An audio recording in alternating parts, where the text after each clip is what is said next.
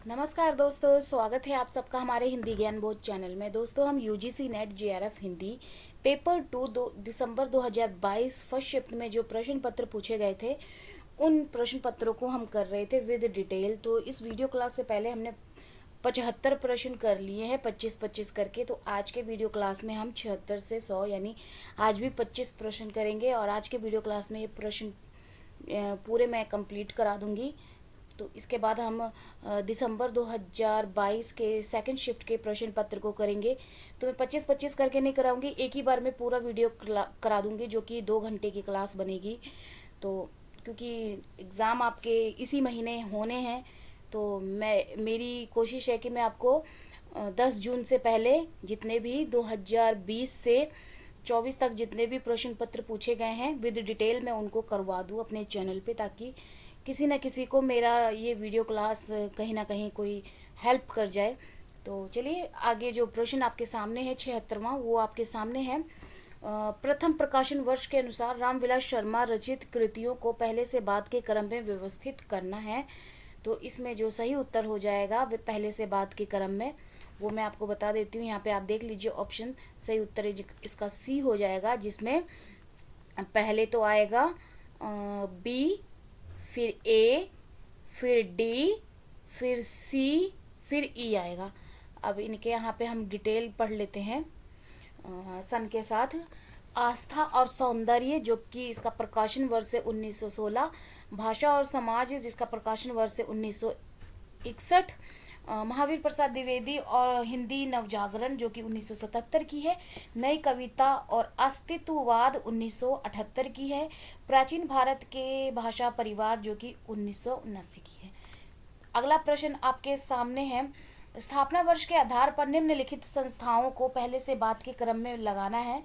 तो इसमें जो सही उत्तर हो जाएगा वो है बी।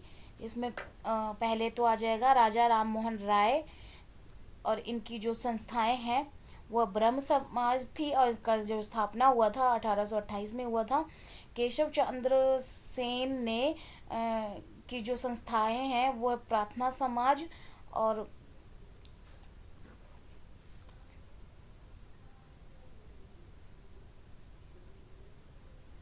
हाँ, तो ये आप पहले से बाद के क्रम में संस्थाओं को, निम्नलिखित संस्थाओं को पहले से बाद के क्रम में लगाना है। तो प्रार्थना समाज के जो संस्थापक हैं वो है केशव चंद्र सेन, और इसका जो स्थापना हुआ है 1967 में हुआ है। आर्य समाज के जो संस्थापक है दयानंद सरस्वती हैं, और इनकी जो स्थापना हुई है 1875 में हुई है।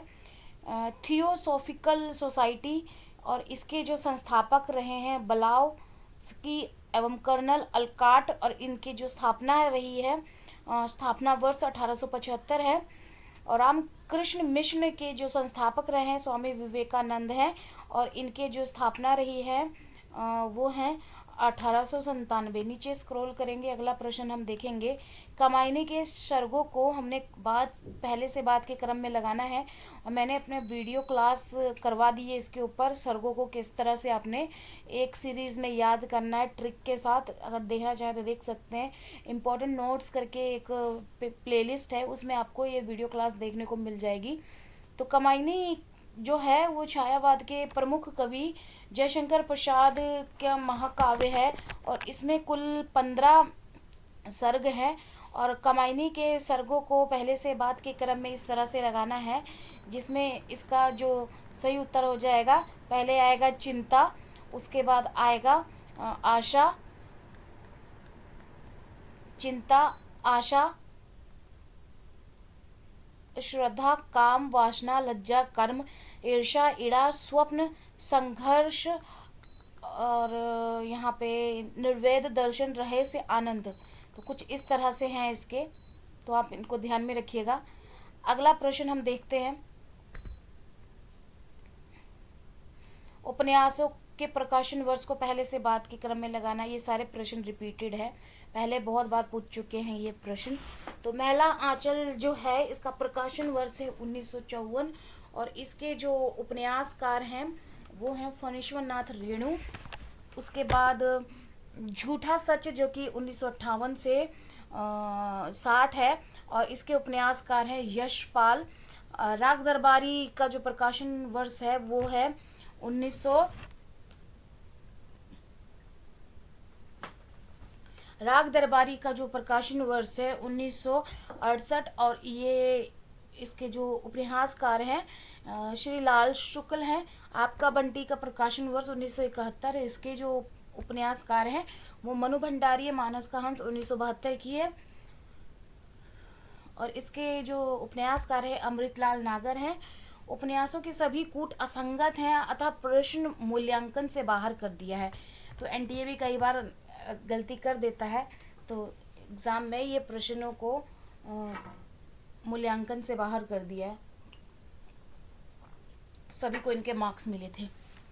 उसके बाद अगला जो प्रश्न बनता है, कहानियों को प्रकाशन वर्ष के आधार पर पहले से बात के क्रम में लगाना है। तो यहाँ ये भी रिपीटेड प्रश्न है, बहुत पूछा जा चुका है। तो यहाँ पे जो कानों में कंगना जो कहानी है ये 1913 की है, और इसके जो कहानीकार है राधिका रमण प्रसाद हैं। आकाशदीप जो कि इसका प्रकाशन वर्ष 1929 है, और इसके कहानीकार है जयशंकर प्रसाद। ईदगाह का जो है प्रकाशन वर्ष 1933 है, और इसके कहानीकार है प्रेमचंद। परिंदे जो कि इसका कहानी का प्रकाशन वर्ष 1960, और इसकी कहानीकार है निर्मल वर्मा। राजा निर्बसिया जो कि 1957 की है, और ये कमलेश्वर की है। इसी तरह अगला जो प्रश्न है, अंधेर नगरी नाटक में पहले से बात के क्रम में आए संवादों को क्रम में निर्धारित करना है, जिसमें इसका जो सही उत्तर हो जाएगा वो है ऑप्शन डी, जिसमें पहले से बात के क्रम में संवादों को लगाया है। तो पहले तो आएगा बी में जैसे लोभ पाप को मूल है, लोभ मिटावत मान। उसके बाद फिर ए आएगा चना चुरमुर चुरमुर बोले बाबू खाने को मुंह खोले। उसके बाद यहाँ पे अगला जो है ई आएगा, पहले बी फिर ए फिर उसके बाद डी, चूरन साहब लोग जो खाता सारा हिंद हजम कर जाता, ये आएगा। नहीं ये नहीं आएगा, हाँ ये आएगा, चना खाते मियाँ जुलाहे दाढ़ी हिलते गाहे बगाहे। तीसरे नंबर पे ये आएगा। चौथे नंबर पे चौथे नंबर पे चूरन जब से हिंद में आया इसका धन बल सभी घटाया।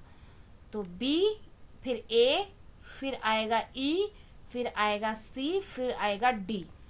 ऊपर यहाँ पे लगा दिया है, इसको आप देख लीजिए, एग्जाम में पूछा गया था जो। तो अगला जो यहाँ पे कूट से संबंधित प्रश्न है, अभी कथन को उनके कारण के साथ आपने बताना है कौन सा सही कौन सा गलत है। तो अभी कथन ए है, भौगोलिक परिवेश का भाषा के मानकीकरण की प्रक्रिया में महत्वपूर्ण योगदान रहता है। कारण भाषा मूलतः सामाजिक उत्पाद है। सामाजिक परिवेश किसी भाषा के मानकीकरण की प्रक्रिया को गति प्रदान करने वाला सबसे सबल कारण है। उसके बाद इसके जो विकल्प यहाँ पे दिए हैं, इसमें से आपने बताना है कौन सा सही है कौन सा गलत है।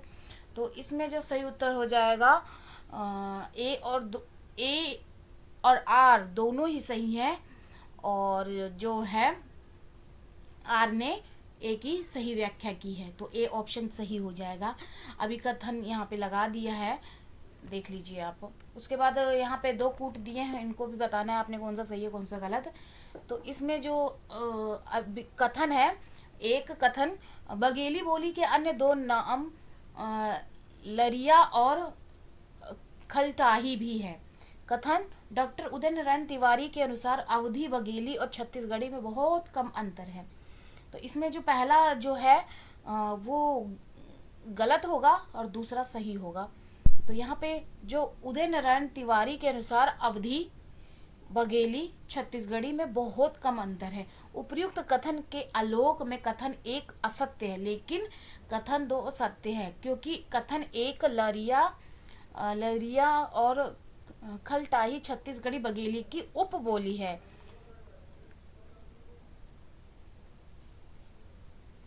ना कि अन्य नाम है।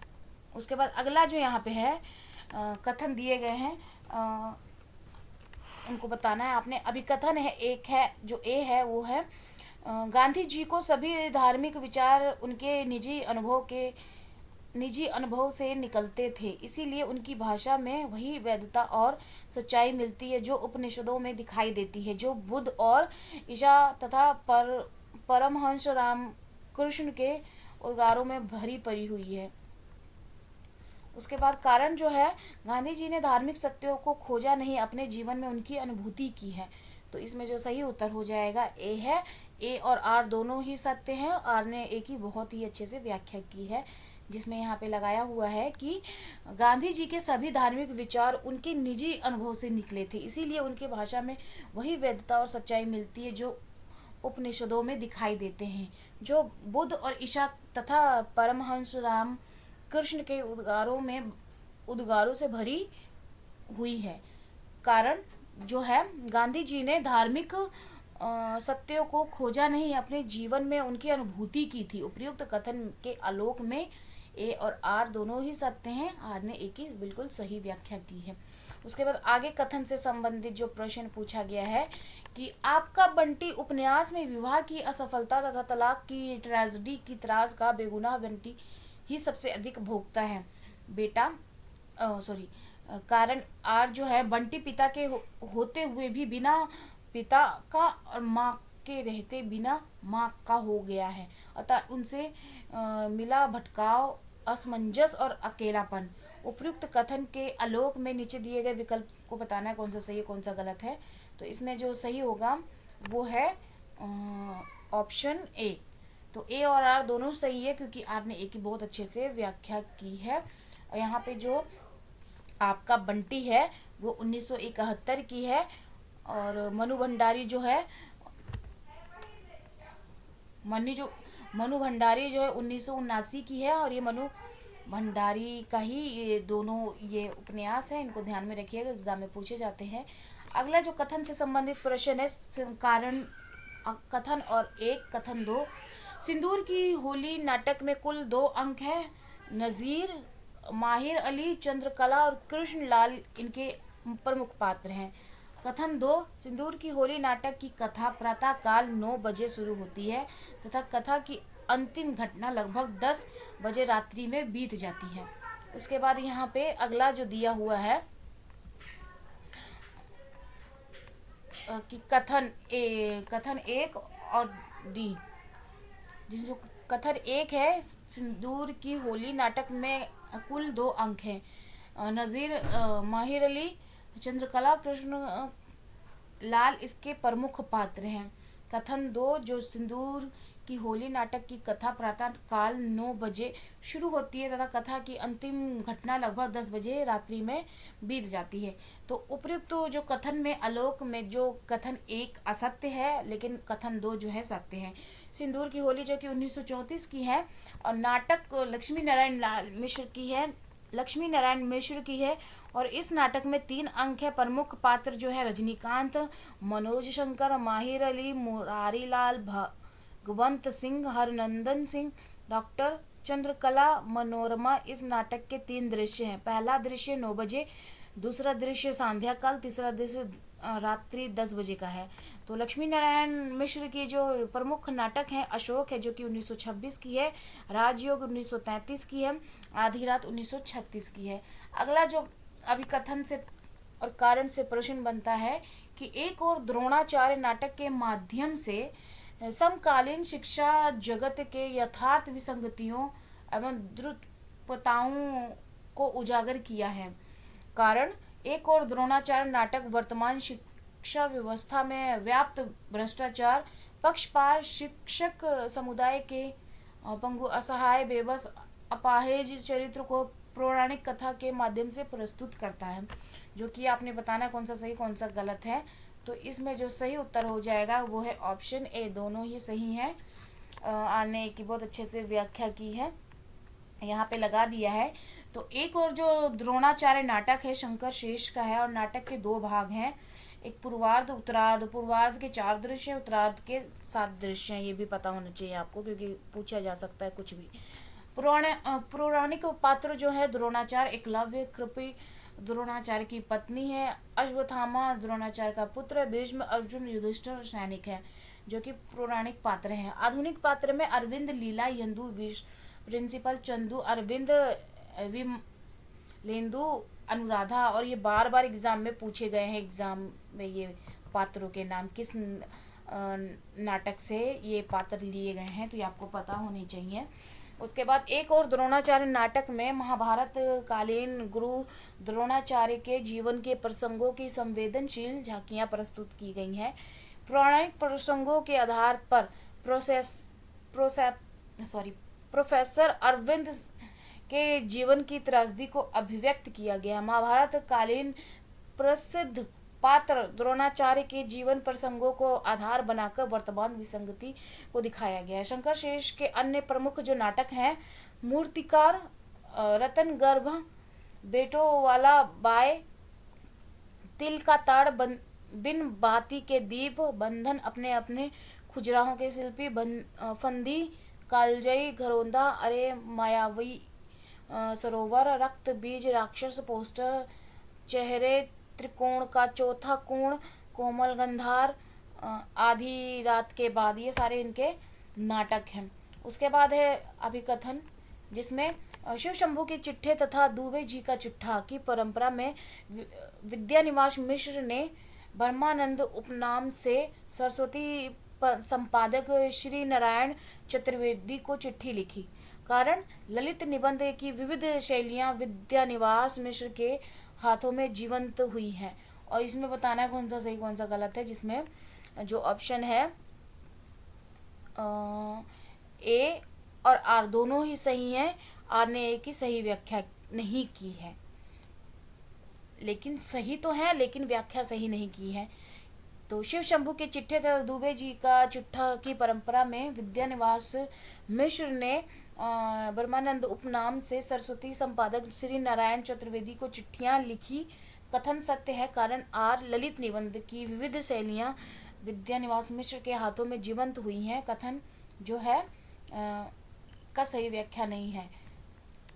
शिव शंभू के चिट्ठे निबंध जो है बाल मुकुंद गुप्त जी का है और इसमें अंग्रेजों की नीति को दर्शाया गया है। ये चिट्ठे उस समय की राजनीतिक गुलामी, लॉर्ड कर्जन के निर्मम क्रूरताओं को जितने सटीक रूप से प्रस्तुत करती है, उतनी पूर्णता के साथ उस समय का कोई दूसरा अभिलेख नहीं करता। दुबे जी की चिट्ठा जो है व्यंग शंबरनाथ शर्मा कौशिक का है।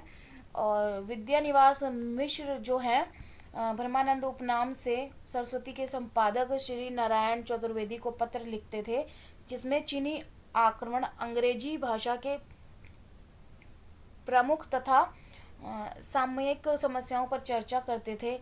जो ललित निबंध में सरसता और यहाँ पे रोचकता, सार गंभीरता, संक्षिप्तता और संगति विशेषताएं हैं। इसमें कल्पना, विचार, वर्णन, रागात्मकता और व्यंग तथा हास्य जैसे गुण विद्यमान होते हैं।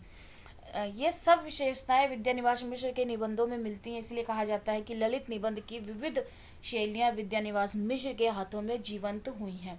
उसके बाद अगला जो प्रश्न अभिकथन से बनता है, इसमें जो सही हो जाएगा उत्तर वो है ए, आर दोनों ही सही हैं, उनकी सही व्याख्या की गई है। और यहाँ पे बताया गया है कि उतनी ही अंदर कथन ए, यात्राएं यहाँ पर जितनी बाहर की जाती हैं उतनी ही अंदर की और भी कथन सत्य है। कारण यात्रा संस्मरण टूरिस्ट गाइड के स्थान लेने के लिए नहीं लिखे और पढ़े जाते। ऐसी पुस्तकों में प्रस्तुत ब्यौरा एक व्यक्ति की यात्रा ब्यौरा होता है और वो यात्रा जितनी बाहरी होती है उतनी ही भीतरी भी। कथन आर भी सत्य है और आर ए की सही व्याख्या है। मनुष्य अनादिकाल से यात्रा करता आ रहा है। निश्चय ही वो इन यात्रा वृत्तांतों को वो अपने संपर्क में आने वाले जिज्ञासुओं को सुनाता भी रहा होगा, किंतु भारतीय साहित्य में इन वृत्तांतों को लिपिबद्ध करने की परंपरा लक्षित नहीं होती थी। हिंदी साहित्य में यात्रा वृत्तांत लिखने की परंपरा का सूत्रपात भारतेंदु से ही माना जाता है। भारतेंदु ने सरयू पार की यात्रा, मेहदावल की यात्रा, लखनऊ की यात्रा आदि यात्रा वृत्तांतों की रचना की है। उसके बाद अगला जो है निबंधों को आरोही क्रम में लगाना है, जिसमें इसमें जो सही उत्तर हो जाएगा इसका वो है गलत, वैसे एनटीए ने लगाया है, लेकिन इसका जो सही उत्तर होगा चली फगुनाहट बोरे आम 1975 की है। गवाई गंध गुलाब 1980 की है। आम रास्ता नहीं है तो ये 1988 की है। जीवन अज्ञात का गणित है 2004 की है। जाग उठा मुसाफिर उठ जाग मुसाफिर 2012 की है। उपर्युक्त निबंध जो हैं विवेकी राय के हैं। तो विवेकी राय स्वतंत्रता प्राप्ति के बाद उत्तर भारत के बदलते हुए गांवों की संस्कृति चेतना के समर्पित शिल्पी है। विवेक राय के जो प्रमुख निबंध हैं वो है किसानों का देश जो कि 1956 की है। गाँवों की दुनिया 1957 की है। त्रिधारा 1958 की है। फिर बेतलवा डाल पर 1962 की है। जुलूस रुका है 1977 की है। गवाई गंध गुलाब 1980 की है। नया गांव नाम 1984 की है। आम रास्ता नहीं है 1988 की है। आस्था और चिंतन 1991 की है। इसी तरह जगत तपोवन सो कियो 1995 की है। वन तुलसी की गंध 2002 की है। जीवन अज्ञात का गणित नहीं है 2004 की है। उठ जाग मुसाफिर 2012 की है। तो ये थे इनके निबंध और आयोग ने इस प्रश्न के मूल्यांकन से बाहर कर दिया क्योंकि इसमें विवेकी राय के निबंध चली फगुनाहट बोरा आम का प्रकाशन वर्ष के अनुसार विकल्प का कूट असंगत हो जाता है। तो ये जो है ये विवेकी राय के द्वारा कहानी पत्रिका के होली अंक 23 मार्च 1975 में प्रकाशित किया है। अब यहाँ पे गद्यांश से प्रश्न पूछा गया है तो इनको आपने पढ़ना है या फिर आप इसको स्क्रीनशॉट ले लीजिए। उसके बाद यहाँ पे स्क्रीनशॉट ले लीजिए। मैं पॉज हो जाती हूँ थोड़ी देर के लिए। तो इसको आप स्क्रीनशॉट ले लीजिए और यहाँ पे बाकी भी है इसको भी ले लीजिए। और यहाँ से अब इसका जो प्रश्न बनता है देखिए, राबिया नाम की साधिका शैतान से भी घृणा क्यों नहीं करती थी। तो यहाँ पे इसका जो इस कोटेशन को निबंध को जब आप पढ़ेंगे सॉरी गद्यांश को तो आपको ये पता चल जाएगा। तो क्यों घृणा करती थी क्योंकि उसके हृदय में परमात्मा के अतिरिक्त किसी दूसरे के लिए जगह ही नहीं थी। तो ऑप्शन बी इसका सही उत्तर हो जाएगा। छांट लीजिएगा इसमें से। सूफी मत के अनुसार मानव जीवन को किसका आवरण माना गया है। तो ये माना गया है आत्मा का। सौंदर्य और प्रेम के बाद सूफियों में संगीत की प्राधान्यता है जिसका उपयोग सूफी संत समाधि की सुगमता के लिए किया जाता है। उसके बाद संगीत का उपयोग सूफी संत किसके लिए करते हैं। तो ये करते हैं समाधि की सुगमता के लिए। और संगीत में मन को एकाग्रित करने की शक्ति होती है। बका की स्थिति से क्या अभिप्राय है। तो यहाँ पे जो सही उत्तर हो जाएगा बका की स्थिति से अभिप्राय ईश्वर मिलन से दूर की स्थिति। जब तक मनुष्य मोक्ष अथवा ईश्वर मिलन से दूर है तब तक उसकी स्थिति बका की स्थिति समझी जाती है। उसके बाद ब्रह्म मिलन या मोक्ष की प्राप्ति की दशा सूफियों में क्या कहलाती है। तो ये फनाह कहलाती है। ब्रह्म मिलन या मोक्ष की प्राप्ति की दशा सूफियों में फना कहलाती है। फना की स्थिति को निर्वाण कहा जाता है। यहाँ पे जो अगला गद्यांश है यहाँ पे इसको स्क्रीनशॉट ले लीजिए जो कि इसमें से ये प्रश्न बनेंगे। तो यहाँ पे जो अगला है प्रश्न बनता है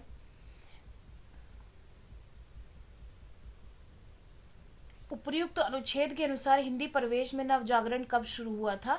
तो ये शुरू हुआ था 1857 के स्वाधीनता संग्राम से। उसके बाद उपर्युक्त अनुच्छेद के अनुसार 1857 के स्वाधीनता संग्राम की विशेषता क्या है। तो यहाँ पे देखिए प्रश्न जो ये प्रश्न पूछा गया है पहला हिंदी प्रदेश में नवजागरण कब शुरू हुआ।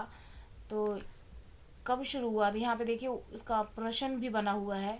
इसके आंसर से ही इसका प्रश्न भी बना हुआ है। यहाँ से भी कई बार हिंट मिल जाता है। तो इसका समांत विरोधी पक्ष स्पष्ट और प्रबल था।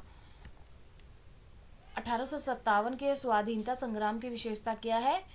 तो ये विशेषता है कि इसका समांत विरोधी पक्ष स्पष्ट और प्रबल था।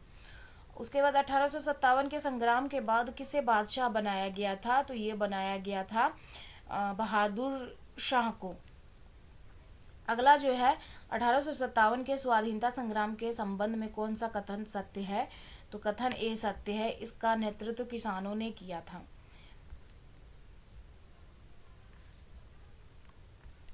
अगला जो प्रश्न बनता है लास्टवा आज की वीडियो क्लास का, 1857 के स्वाधीनता संग्राम में समानतों की क्या भूमिका रही है? तो ये रही है नेतृत्वकर्ता किसानों के सहायक में रही है। उपयुक्त अनुच्छेद के अनुसार 1857 के स्वाधीनता संग्राम में समांत विद्रोह में नेतृत्वकर्ता किसानों के सहायक थे। तो ये थे 100 प्रश्न। कैसे लगे वीडियो के कमेंट सेक्शन में कमेंट करके ज़रूर बताइएगा, और आगे आपको कौन से प्रश्न पत्र करने हैं वो भी मुझे कमेंट सेक्शन में बताइएगा। मैं उसको एक ही दिन में पूरा कंप्लीट करा दूंगी विद डिटेल के साथ। 2 घंटे का समय लगेगा लेकिन मैं करवा दूंगी। और इसको ज़्यादा से ज़्यादा लोगों तक शेयर करिए, वीडियो को ज़्यादा से ज़्यादा लाइक करिए, चैनल को सब्सक्राइब करिए इसी तरह की सीरीज़ पाने के लिए। अगर आप हमारे टेलीग्राम चैनल और व्हाट्सएप ग्रुप के साथ भी जुड़ना चाहते हैं तो वीडियो के डिस्क्रिप्शन में आपको लिंक मिल जाएगा, वहाँ से आप इजीली जुड़ सकते हैं। तो चलिए फिर मिलते हैं एक नए वीडियो में एक नए टॉपिक के साथ। धन्यवाद।